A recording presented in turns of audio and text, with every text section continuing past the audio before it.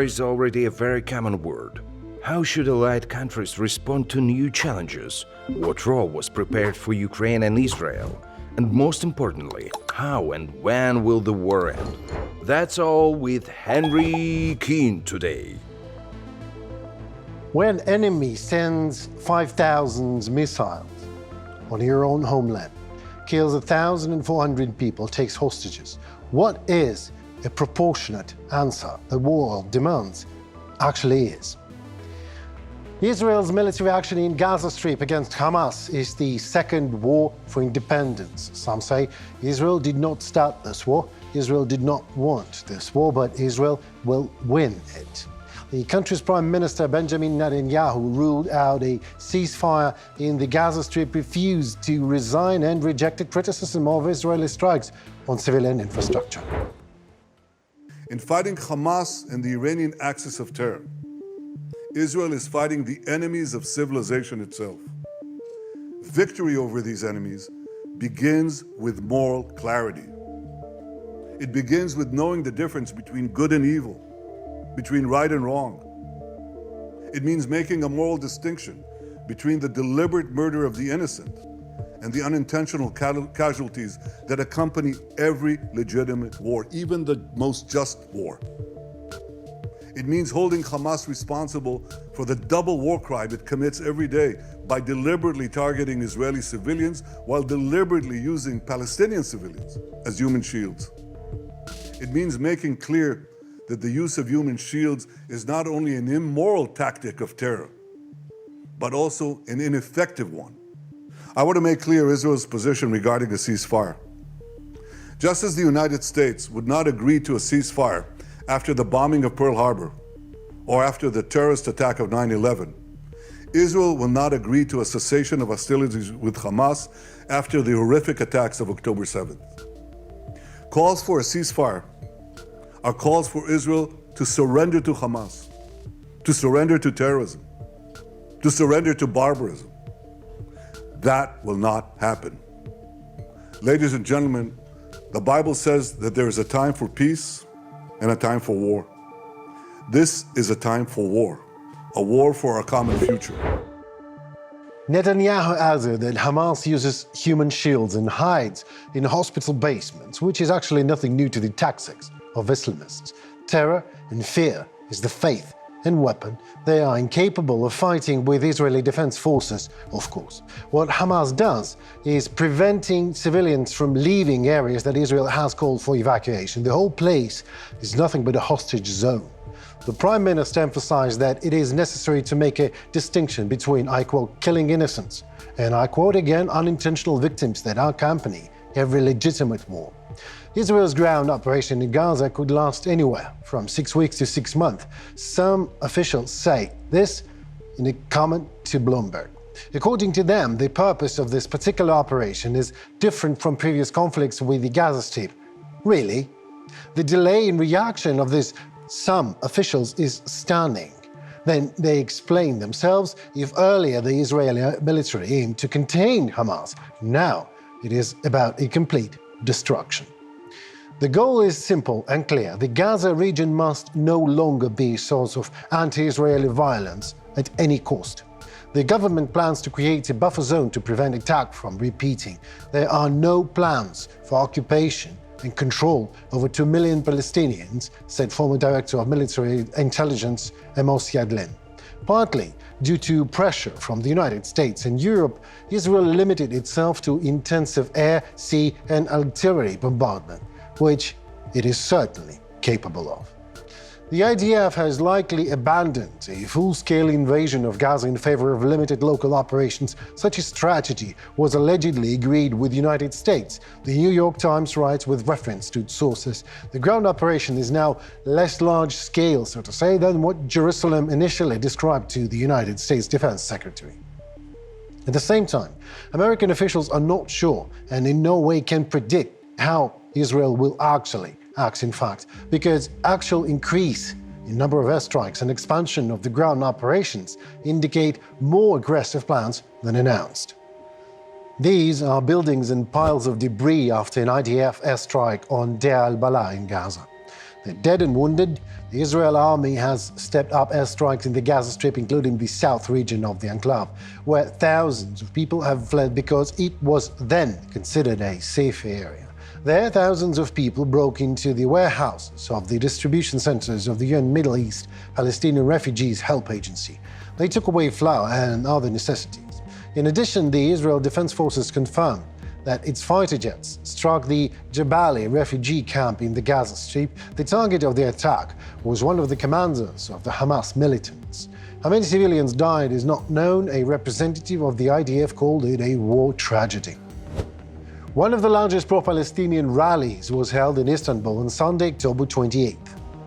The country's president, Recep Tayyip Erdogan, also visited the event, of course, he called Israel, I quote, war criminal and an occupier. And he criticized Western countries for the fact that, I quote again, cannot even call Israel to cease fire, let alone react to it. In response, Israel decided to recall its diplomats from Ankara. The humanitarian situation in Gaza is on the verge of collapse. The chief prosecutor of the International Court, Karim Khan, made an unannounced visit to the Rafah border crossing between Egypt and the Gaza Strip. And he said that Israel should make efforts to provide the civilian population with the necessary humanitarian aid, Karim Khan said, and assured that the ICC should look at the situation independently, needs cooperation, and will separate accusations from facts. I really hope the official knows what it means. And I want to underline clearly to Israel that there must be discernible efforts without further delay to make sure civilians receive basic food, medicine, anesthetics, morphine. We hear reports of operations taking place without these basic medicines, as if we're in the Middle Ages. In this regard, I have to say that Israel has clear obligations in relation to its war with Hamas. Not just moral obligations, but legal obligations to comply with the laws of armed conflict. The International Criminal Court has been investigating the Palestinian territories since 2021.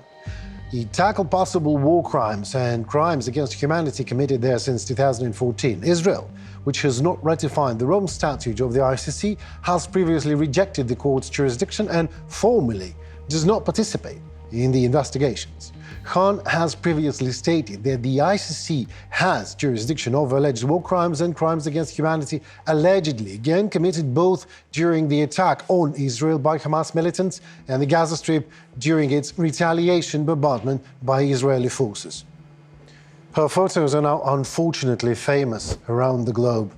22-year-old German Shani Luk was captured by Hamas terrorists on October 7th. She was at a music festival near the Gaza Strip when gunmen burst in and opened fire. A video of a half-naked young woman lying motionless, face down in a car surrounded by Hamas militants spread across social networks. On October 30th, the Israeli president confirmed Shani's death in an interview with German newspaper Bild. Her skull was found, and that means Hamas terrorists decapitated her. And these are 200 beds installed near the office of the mayor of Jerusalem. These symbolize the prisoners held as hostages by the militants. The beds were set up by the families and relatives of the hostages. 1,400 Israelis died on the day of the Hamas attack on Israel. Among them are children and toddlers. A senior Hamas official, I just love how that sounds, like an underdeveloped wild tribe of murderers that are using own nation as alive shields, behead women and infants, finally goes official because its STO, senior terrorist official of Gaza's Hamas, Ghazi Ahmad, name is also very cool, right? Simply dodged and neglected a BBC direct question. How the killing of tens, hundreds of civilians could be justified, and refused to continue the interview. I wonder what could have hurt his feelings. Well, whatever it was, Israel's missile or Messiah, Hamas senior official, instead of answering, left the building. And I think from the first moment we declared that this operation was not directed to the civilians. But I can confirmed and assured again and again that there was no command to kill any civilians. How do you justify killing people as they sleep, families? How do you justify killing hundreds of people? I want to stop this interview. I want to stop this interview. Let's not keep waiting our next guest and discuss the matter with him. Mark Babot, military expert, Lieutenant Colonel of the General Staff of IDF, Israeli Defense Forces in Reserve, with us. Hello, Mark. Hello to you. A straightforward one.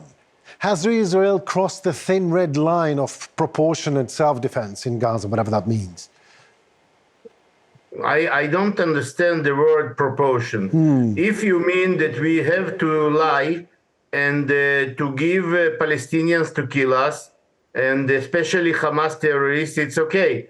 But if you expect that after the bloody massacre at 7th of October, we should what? We should rape women, we should decapitate children and babies, we should kill civilians with purpose. I don't think this is the meaning. Maybe we will ask our ancestors about the proportion when the Allies Air Force bombed Dresden and Berlin. I don't think so. We have to eliminate Hamas, because Hamas is Daesh, is ISIS, and this is a very cruel terrorist organization. They lost their right to be called human beings. I'm sorry that I'm saying this, but you have to visit our pathological institute in order to see what they have done. So we are fighting not, for something nice. We are fighting really for our lives. And because of that, the ground operations is going bigger, and of course we have to achieve all our aims. And the main aim, it's very challenging aim, right, that political cabinet gave to our army is to, to end Hamas as political, military, and civil organization. I clearly understand it now, and thank you very much for your detailed and very passionate answer. Is there a way to prevent the increase of casualties? What should be done, do you think? Oh, okay. Army, if in 3 weeks we are saying, we are ordering, we are begging really the civilian population to move south, southern to the Gaza River. Right. Because we gave this place, priority not to attack, because there are no tunnels in the south of Gaza, on the seashore, and therefore we can act openly in Gaza itself. Now we see that all, northern sector of Gaza, it's became many belts of Hamas constructions against Israel. So we are now really acting in a state of war, in the battle between the streets and the yards, and we ask the civilian population to move from this place, because when you are taking the civilian population as a hostage, you are committing crimes against humanity. And this is what Hamas is doing. But, the civilian population, we're talking about the Gaza Strip, which is like an open-air prison. And you're exactly right. The civilian population, mostly young people, are just held hostages by Hamas. And Egypt does what? Just not let them in, because Egypt clearly understands that inviting Palestinians on its side, it means a civil war in its land. So whatever Egypt says, it acts in a clear understanding of that. Cairo even sent tanks and armored vehicles to the border with Gaza, really fearing Palestinian breakthrough. So Israel is now facing one of the most dangerous and difficult and ambiguous choices in its history. On the one hand, the protection of its one territories and sovereignty and survival of the state. On the other, the consequences that may entail massive strikes on Gaza.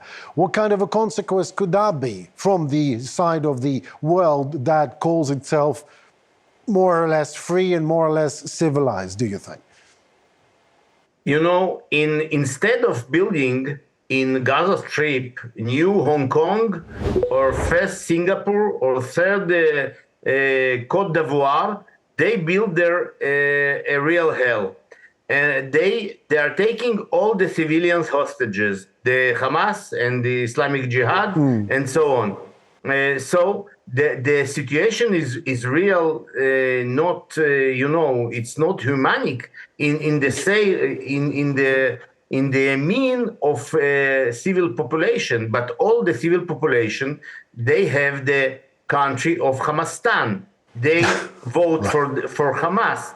They are helping Hamas in everything. So we don't have really any chance. Gaza is not a jail, as they are saying. Gaza, they converted Gaza to jail. They could convert it to a very prosperity region in the world. My last question of this conversation, Mr. Babot.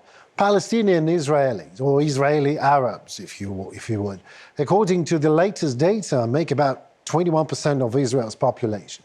They have a higher standard of living than the residents of West Bank, or even more so of the Gaza Strip. And no doubt, undoubtedly, way more than the Palestinians who have been living in refugee camps in Arab countries for generations and have practically no rights there, or just no rights.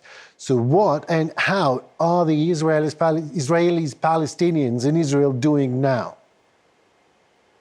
You know, in Israel, we have more than 20% of our population. They are serving in the army. You know, just today was killed Druze colonel. He was a armor brigade battalion commander of the brigade of the armor brigade.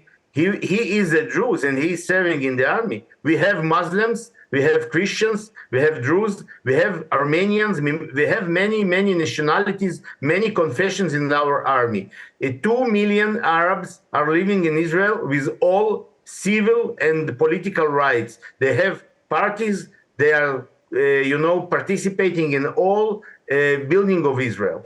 This is the same what should be happened in Palestine, in the West Bank.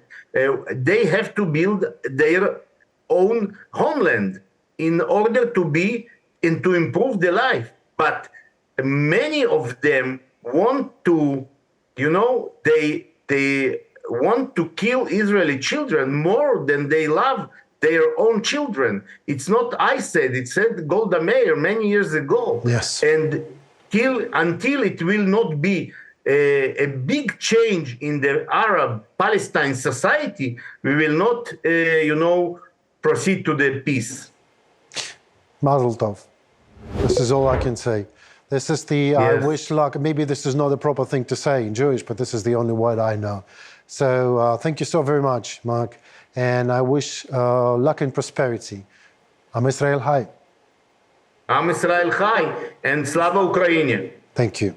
Heroim Slava. Watch this.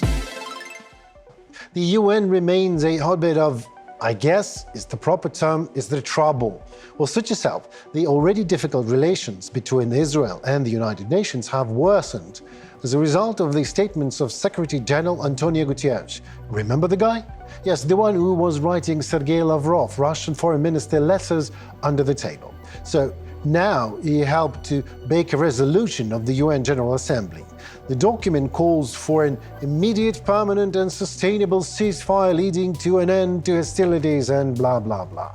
At the same time, and it is the most charming part, the text of the resolution does not mention the Hamas at all. Just like that, no Hamas. And it is not even intended to be for Hamas, which is recognized as a terrorist organization by the European Union, Germany, the United States, and a number of other countries. That letter was intended, but not Gutierrez. Gutierrez does not recognize them at all, as they do not exist, no Hamas. And since there is no Hamas, there is no necessity to mention, no demand to release Israeli soldiers captured as hostages by Hamas militants, and of what a relief. There is no need to mention Israel's right to self-defense in any way. Just call it a ceasefire.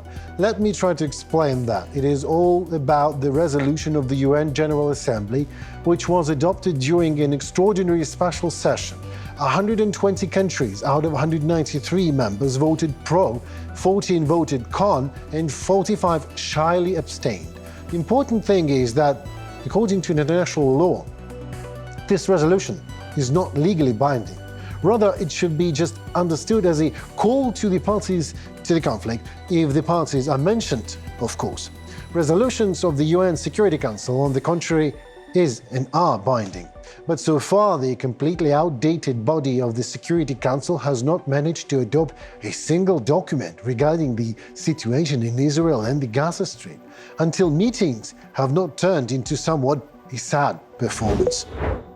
Just like my grandparents and the grandparents of millions of Jews, from now on, my team and I will wear yellow stars.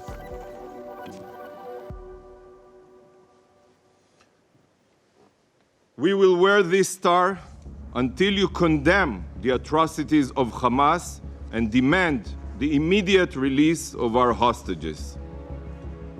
We walk with a yellow star as a symbol of pride, a reminder that we swore to fight back, to defend ourselves. Never again is now. The Israeli delegation to the United Nations that day wore notoriously famous yellow stars and promised to wear them until members of the Security Council clearly condemned the Hamas attack on Israel. At the same time, the head of the Yad Vashem Holocaust Memorial Center, Dabi Dayan, criticized the Israeli ambassador to the UN for such a decision, and his opinion is dishonors both the victims of the Holocaust and the State of Israel. So he believes that it is better to wear white and blue, Israel's official flag colors, instead of a yellow star. Well, anyway, this old mayhem is becoming extremely dangerous for the world and the world order, if there is any left. International observers are increasingly worried about the fact that the massive Israeli counterattack may overshadow the terror of Hamas in such a way that for some, it can make Hamas heroes. More and more questions arise every day. The answers to each are not yet available. However, the idea to make heroes out of Hamas terrorists, but posthumously, might not be a bad one. At least Mr. Gutierrez will finally mention them as a part of a conflict in his final address to them. Watch this. Hary Tabach, the captain first rank of the US Navy, retired. Hello, Gary. Hello, Harry. Hello. Good to see you. It's nice to have you with us. Putin recently stated that the tragedy, I like that when he says that tragedy that Israelis and Palestinians are currently experiencing, like he is not the tragedy, was the result of the failed US policy in the Middle East. Do you remember him shaking Hamas hands in the Kremlin? Anyway, yeah, and is Putin the beneficiary of this situation? But it's understandable. But what kind of a benefit do you think he really understands that he's not it's not really good to be a beneficiary of what's going on in the Middle East right now? And how is it going to end for Russia, do you think? Well, it's beneficial to him because the oil prices go up every time there's a war in the Middle East. I really, to be honest with you, I don't really care what he thinks. He's a tyrant. He's a henchman. He's a KGB thug. He needs to go. We got to get rid of him. But it is ironic, as you're saying, because originally he went to war with Ukraine and invaded Ukraine because he wanted to get rid of the nationalism and anti-Semitism in Ukraine. So it appears to me that the anti-Semitism is in Ukraine, but the pogroms are in Russia. So that is. Yeah, it would be funny if it wouldn't be so sad. And all those tyrants, all those terrorists, and Iran and Russia are terrorist states, and they deal as terrorists. We keep thinking we're fighting a war with armies and some nations, but no, it is just large terrorist organizations. But you know what? With a flare of anti-Semitism all over the world, Kamala Harris, our vice president, announced today that she and the president will not put up with any kind of racism or any kind of discrimination, and they're starting a new program of anti-Islamophobia. So that they consider that there is a prejudice and racism against Islam and Muslims in the United States. Not that we have now pogroms at our university on the Jewish people and the Jewish kids and on the streets. And this is bizarre. This is just bizarre that what our administration in the United States is doing. I know you don't like to criticize it, but I am an American citizen. I have all the right to do so. Yeah, well, this is why we're calling you. We don't like the criticism. This is why we're calling Hary Tabach, because he can criticize everyone, because he's an American citizen. Well, I agree with you, Gary. I agree with you, Gary. But the only thing I don't agree with is that this is just bizarre. I mean, this is the logics of it. When you turn a blind eye on a problem, the problem grows to a disaster. Absolutely, absolutely. And we should have killed that monster at its birth. And again, once we start allowing to get money from oil, they see the weak leadership in the West. This is the result. As soon as there is a weak leadership, we're going to have killings, we're going to have wars, we're going to have gulags, we're going to have all kinds of problems. As soon as we get a leader who is not popular, who may not be liked by everyone, but who's a strong leader and makes unpopular decisions, this is when there is a peace and prosperity around the world. Well, the first thing, but in an oath of the president of any country, there should be a line included that I'm not $100 bill, and not everyone should like me. That's right. Yeah, you know. So, but he should represent everyone. Everybody did not vote for him, but should represent everyone that is his citizen, should worry about the country. And today we see that Hamas has captured Russian citizens, Russian-speaking people, former Soviet citizens like myself in Israel. But somehow he's not very, very quick to free them and to go to war with Hamas, as he was willing to do with Ukraine, to supposedly free Russian speakers like myself and many others. And therefore he destroyed the entire cities of these people. So that's how he liberated them from the Ukrainian so-called fascists and Banderovцы. And yet, here we go. There's a bunch of Russian speakers and a bunch of citizens of Russia right now in captivity by Hamas. Somehow, he invites them for tea and coffee, or maybe a little vodka. Well, they don't drink. Maybe they do. I don't know. But the thing is, you know what I'm saying, that this is just so cynical, so sinister, that I think that any normal person should be sick. Well, that's behavior of Russia and Iran. Yes, well, this is very Russian way. I mean, they neglect the value of life itself. They don't care. There are a lot of Russians in Russia, so that's enough. It's like, cannon fodder or something like that. But let me ask you. As they say that the women will give birth to more Russians, so there's no point to preserve them. Unfortunately, what a lovely logic. It's like you haven't been born by your mother. Right. It's like, fortunately, Ukrainians, that this is what they share with Hamas and the Islamists. Unfortunately, Ukrainians and Israelis preserve lives, and the lives do value things. So to take side of somebody who does not value life, even of their own children, and those who value life, not only the children, but others, that's on whose side we should be. As Golda Meir said, the wars will end when our enemies would love their children more than they hate our children. Yes, exactly. I was just talking to Mark Babot, and he already cited these words of Golda Meir just as well. They were running through my mind every day these days. How should Ukraine act to have that powerful lobby in US politics as Israel has? Well, I know Israel has been defending itself since forever. 75 years in a row since the moment existence of the state starts. So this is the very big history of defending the borders and sovereignty. And for Ukraine, this is not that long. But still, what should Ukraine do, you think, to make, to deliver the message to American politics? That is an excellent question. Thank you so much. This is just an excellent question. To begin with, I think that Ukraine can vote in the United Nations, which really does not matter in a big sense, but just as a good gesture. It doesn't cost Ukraine anything. It doesn't really, but it does make people feel better in the United States if Ukraine in the United Nations would vote with the United States rather than with Russia and Iran.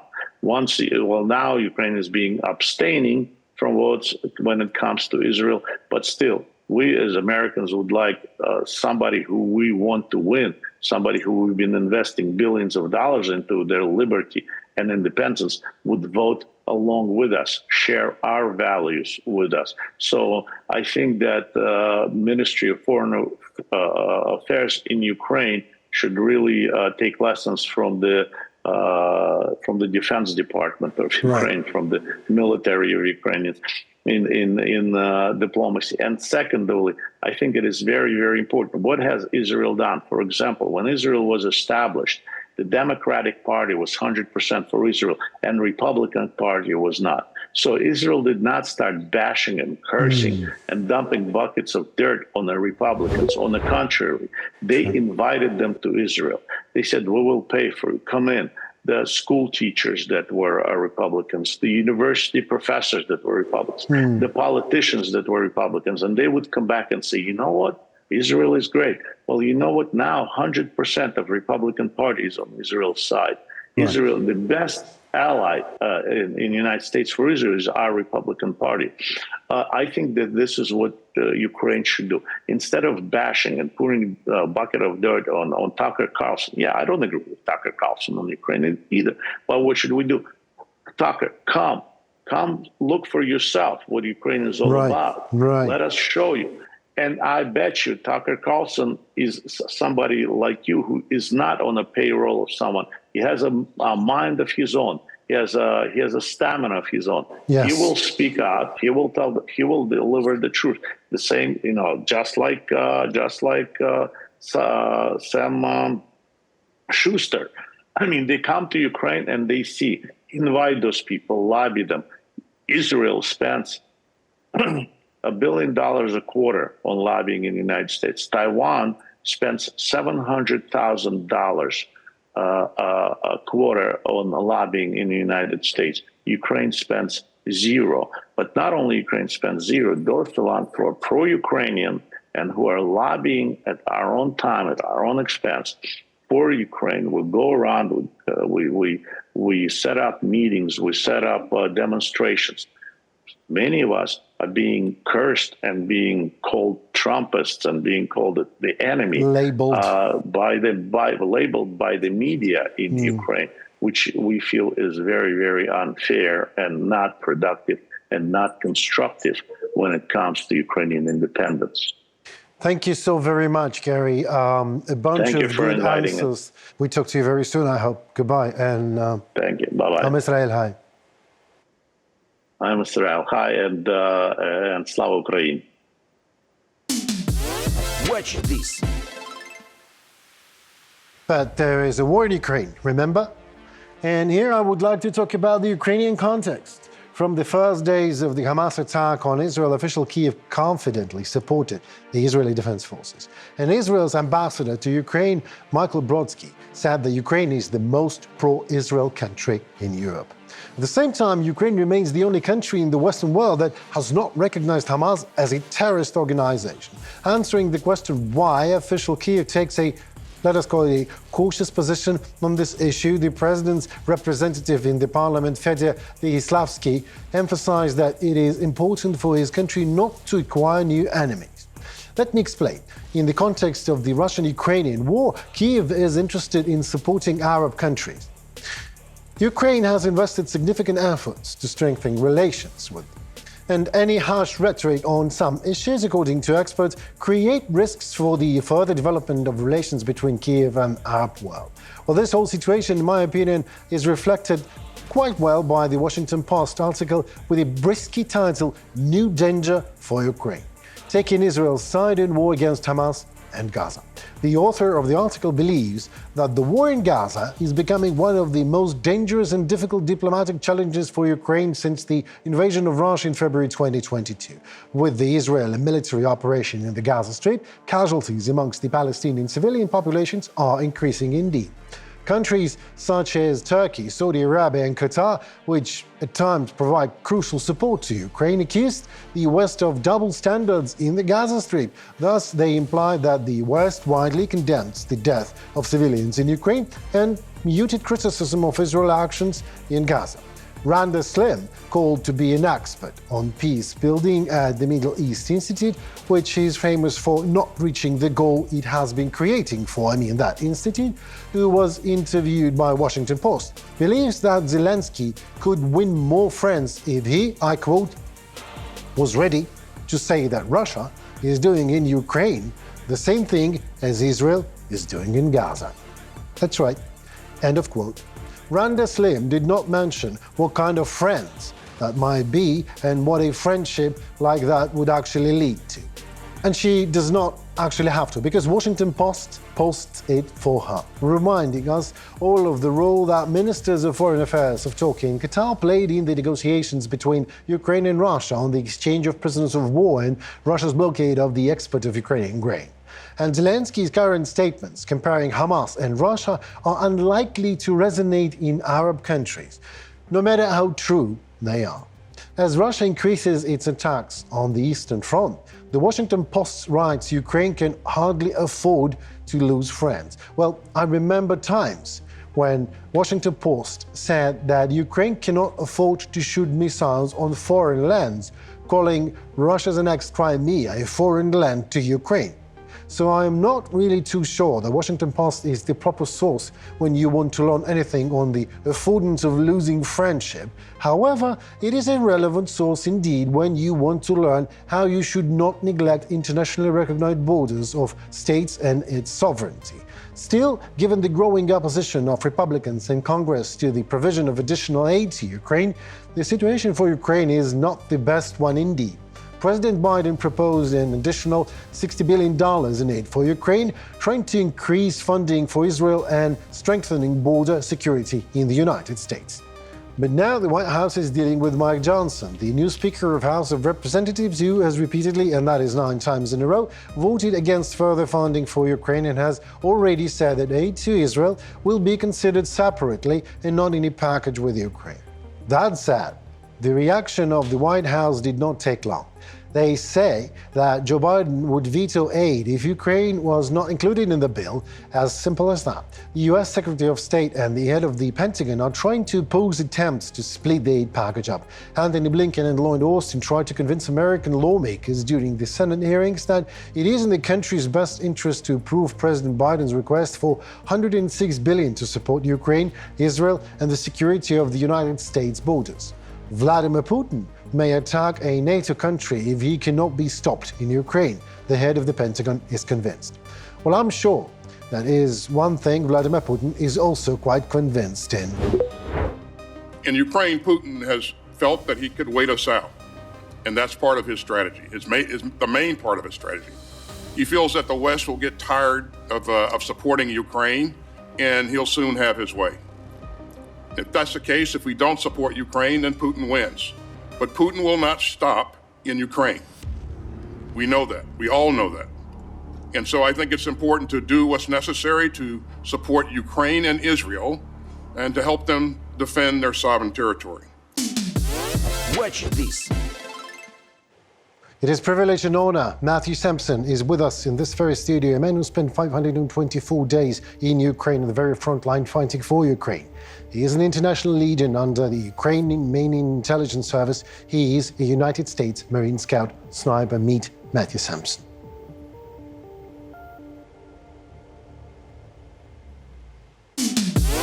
Watch this. Why Ukraine? This is something that became very passionate for me when the invasion happened last year. I love helping people. It's a passion of mine. It's why I joined the military almost 20 years ago in America. I felt it was a good way for me to help people that aren't able to help themselves sometimes, whether it's with protection or security, stuff like that. Helping people, but you are in an actual army, and you're defending something here, I believe. Yes, and I believe that with my skills and my experience, that I felt that coming over here and joining the Legion would be the best way for me to help protect the Ukrainian people, Ukraine as a whole, and everything that goes with it, which, for example, would be the freedom of Europe, that if Ukraine falls, then the rest of Europe is threatened. I believe very much you are right. So you've been in Iraq and Afghanistan, right? Yes, sir. I did combat deployments both to Iraq and Afghanistan when I was with the United States Marine Corps. Right. And then after that, I did security contracting in Iraq for over 2,000 days. Oh, my God. So how Ukrainians are doing on the actual front line? What's going on there? You are in Zaporizhia? That is the most recent front line area that I've been to, yes. I've been to multiple front lines, including Bakhmut, Mykolaiv, since I've been here. And overall, to answer your question, it's challenging. It's both simple and complex. I say it's simple because I believe the best way to get more help is we really need a huge influx of support from the West. Not just in them helping pay for weapons, but also training and Western influence with commanders on the battlefield. I love what you said, we. So you have your team there. Yes. What do you need most in terms of weaponry? I would say weapons that would help the most on the front line would be counter-artillery technology, and also something for us to counteract the drones and anti-drone guns. The drone situation is very extreme at the front lines, and the Russians are very proficient with how they use their drones. For us as a team, and for what I see out there also, is vehicles. We are in desperate need of vehicles to be able to get to the front line. That there's been times where we have difficulty getting to the front line from various safe houses because we don't have vehicles that run. We have NGOs and donors that donate vehicles to us, and free stuff is great. We are very appreciative of the free stuff that we get, but when we get free stuff that's falling apart, then we have to find a lot of money and a lot of time to fix that. And I have one vehicle that has gone to, had to be repaired 3 times in the last month and a half. You mean on the front line? It's one that I took off of the front line because it didn't actually make it to the front line because it broke down on the way. I can imagine me, myself, in a vehicle that broke down on the very front line. So, I mean, it's a problem. There are times that people get hurt and or killed because the vehicles break down when we need them to work the most. Who's in charge of that? Who's with new vehicles? Only NGOs and volunteers? You're not getting supplies from Army or from I don't know, International Legion? Well, tell me more about that. What is this? I know that the Legion is doing the best they can with the resources that they have. Right. They're in the process of redoing some of their infrastructure to better cope with this issue. But for currently, we are mostly on our own for vehicles. We had to work on our own to contact NGOs and donors and ask very politely and nicely to see if they're willing to donate money or a vehicle itself for us to have the vehicles. And then we had to go through that process again each time we need the vehicle fixed. So you come into NGOs and volunteers and said very politely, can you please help us not to die on the front line in a vehicle that was just breaking down? Is that literally what's going on? Exactly. And there's a lot of times where a lot more time and focus is going towards stuff like vehicle problems and money problems of gear. We're mostly responsible for our gear ourselves. So a lot of time goes to that, and sometimes it's more than time fighting, which is hurting the war effort. Okay, mind-boggling. All right, my next question, if you need a lot of weaponry, an influx of weaponry, what if it never happens? Then honestly, it's just gonna be a lot more dead bodies at the front on our side. So that's gonna be a lot of good Ukrainians that are doing the best they can, losing their lives, and a lot of good foreigners within the Legion that are losing their lives.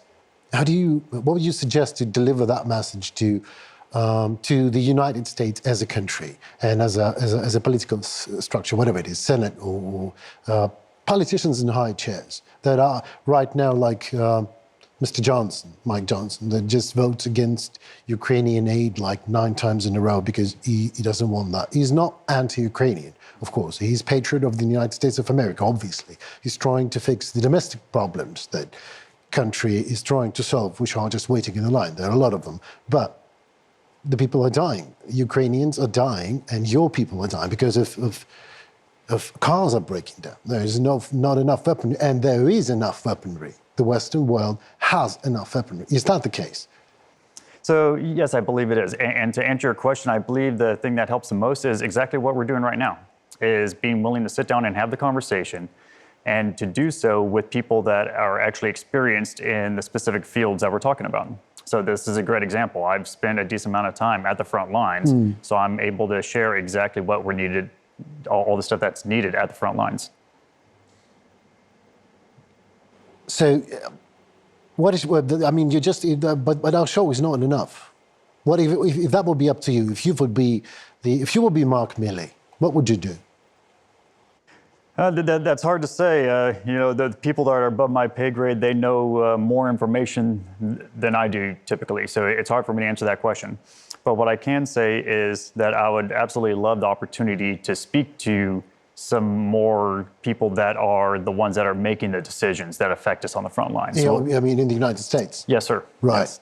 That is something that I believe would be very beneficial, so that way they can hear from someone that's actually at the front lines, especially with me being a U.S. citizen. Oh, exactly. That's what I meant. You're just reading my mind. And a U.S. veteran, that I would think and I would hope that my voice would carry pretty well over there as far as what's actually needed. So that way the people that are making the decisions, they can do so in a more informed manner. I'm happy to help, Matthew.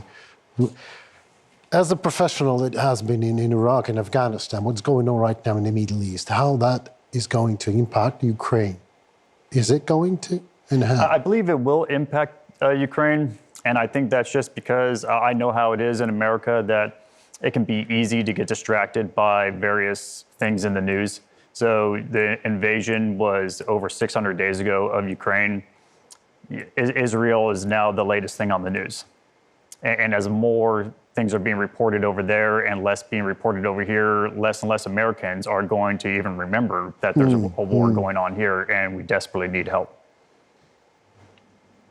So, I mean, Israel and Ukraine are the two sides of one front line. If I make that statement, would you call it true? I would say that there is some truth to that. I know that Israel, they've been defending their borders for a very long time, similar to Ukraine fighting in the Donbass for almost a decade now. Right. But one of those is reported a lot more than the other. For myself, I had no idea that there was a conflict or war or combat in the Donbass before I came to Ukraine. I knew very little about Ukraine before I got here, before the invasion happened last year. So everything that's happened in Israel, I've known for a long time that Israel has been defending their borders for a very long time. For like 75 years, and since they exist. Yes, exactly. Right. So my question to you is, it's more, I'm Jewish, so I have a personal question, that retaliation attack of Israel on Gaza, on Hamas, some said the answer should be proportionate. What is the proportion? How do you do that? I think that's a very good question, and it's hard to answer without having, I can't say all the information, but more information. So it really depends on what are good military targets, what would actually defeat the enemy in each battle.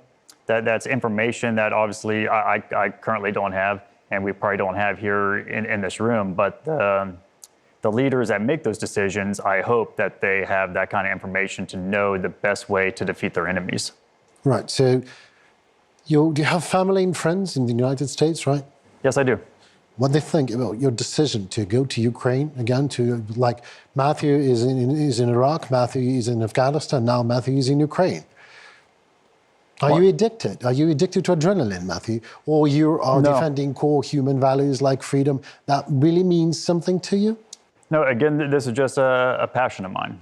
Some of the time that I spent in Iraq was just for the camaraderie. Working with other combat veterans, doing the security work that we did at the U.S. Embassy for so long. A lot of people, stay there as long as I did, just for the camaraderie. We understand each other, and we're the brothers that we never had growing up.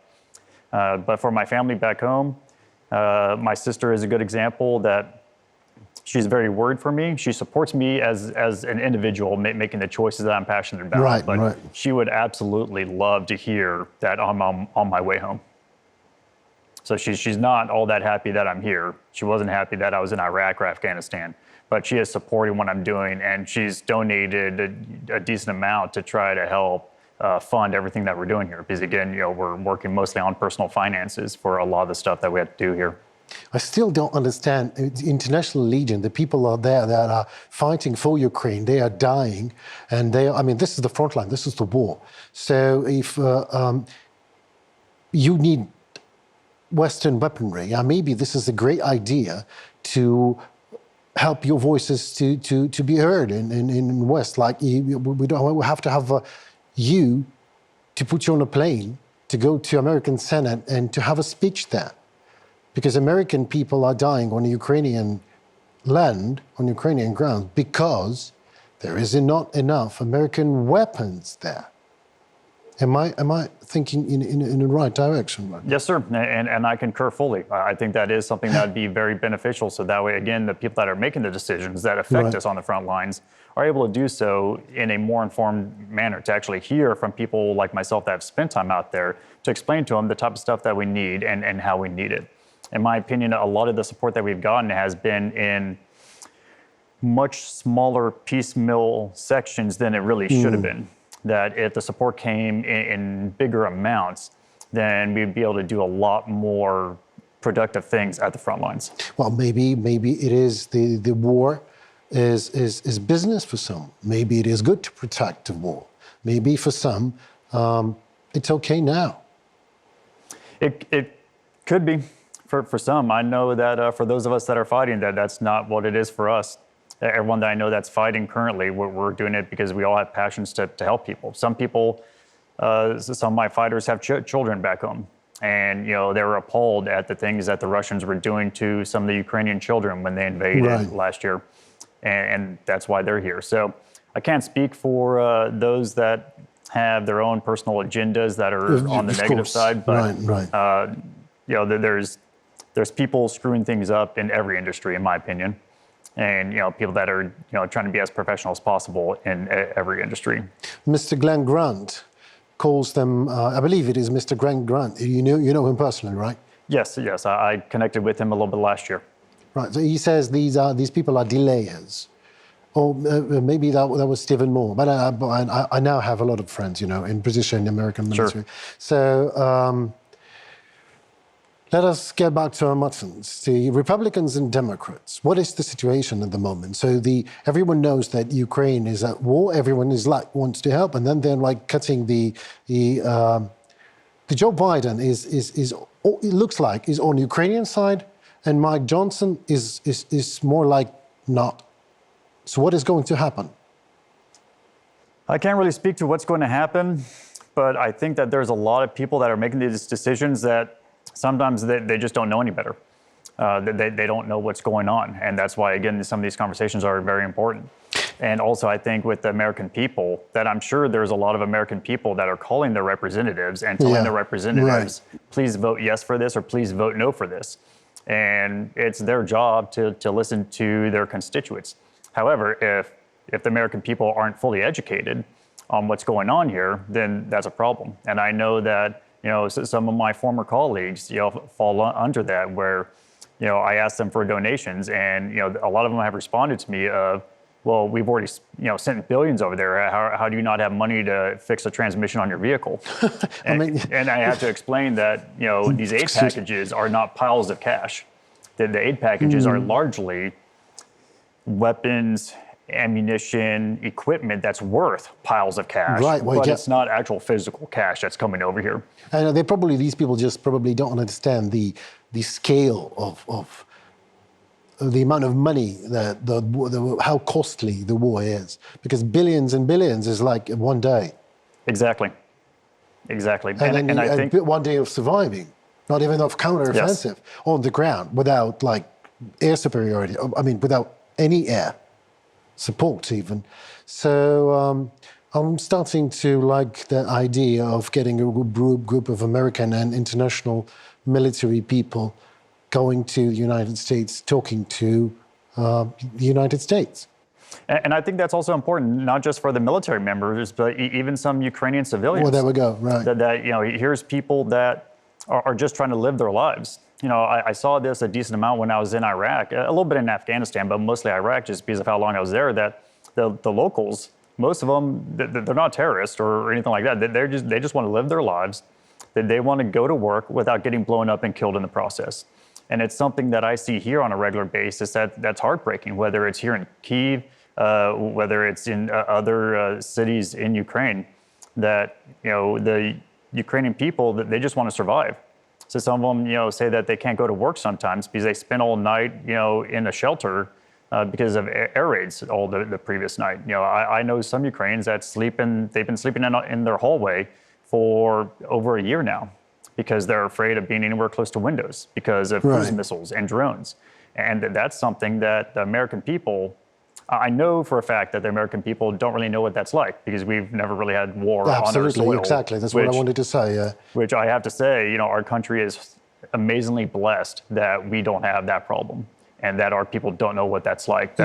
You people are blessed with we the people because that's how democracy. I mean, that is actually the idea of founding fathers, I believe. The Republicans and Democrats are fighting for power, and maybe there is not a lot of democracy in the United States, but maybe there is no dictatorship. Correct. And Absolutely. This is the main idea of it, because what the Russian nation did, they just granted the keys to the castle of their own freedom to a dictator, to a Tsar. Yes. My next question, Matthew, can you please tell about you said about camaraderie. So you are and your brothers and nuns, all right, on your Ukrainian front lines. There are people from France, from everywhere, right? Correct. Tell me about them, who they are, why they are there. Tell me about more your frontline life. So again, everyone that I'm fighting with, everyone that's in my team, not one person is here to kill Russians. Everyone that's on my team, they're here to protect the Ukrainian people and Ukraine as a whole, whether it's just the people in general, the children, et cetera.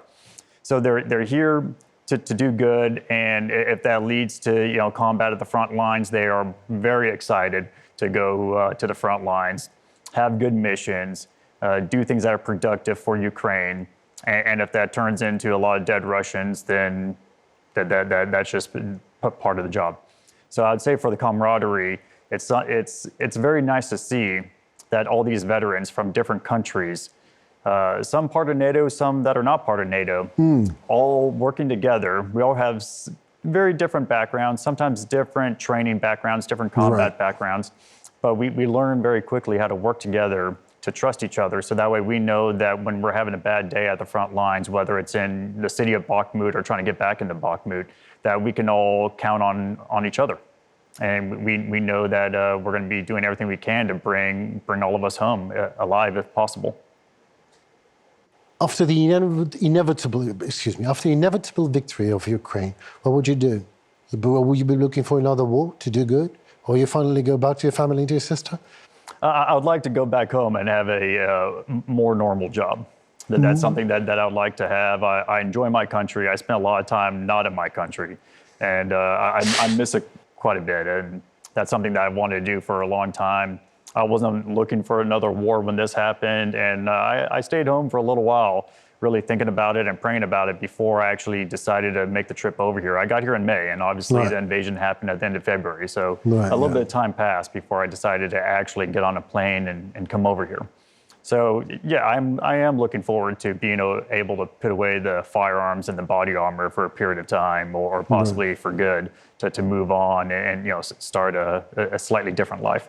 Thank you, Matthew, for what you do and for your expertise and for your time and for risking life for good things. Oh, thank you, sir. It's my pleasure, for me and all my brothers that fight with me. Thank you so very much. Thank you. Watch this. When the time comes for a choice which side to choose, the right side, the left side, or maybe to stay in the middle and just to abstain from any decision, try to follow this advice that I'm about and dare to try to give it to you. Take a look back to the history and choose the right side.